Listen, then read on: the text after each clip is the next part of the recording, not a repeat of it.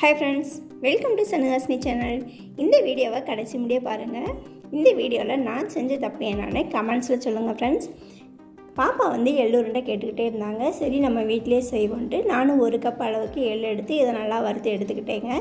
இப்போ 3/4 கப் அளவுக்கு கடலைப்பருப்பும் சேர்த்துட்டு அதையும் வறுத்துட்டு தொளி எல்லாத்தையுமே நான் எடுத்து வச்சுட்டேங்க.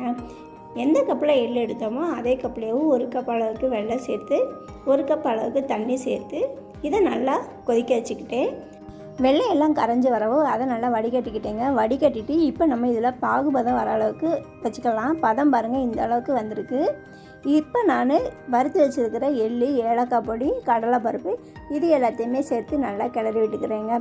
இப்போ முடிய நல்லா தாங்க இருந்துச்சு. பாருங்கள், நல்லா தான் கிளற வருது. இருந்தாலுமே இதை இறக்கவும் உதிரியாக ஆயிடுச்சுங்க. உருட்டுறதுக்கு வரவே இல்லை.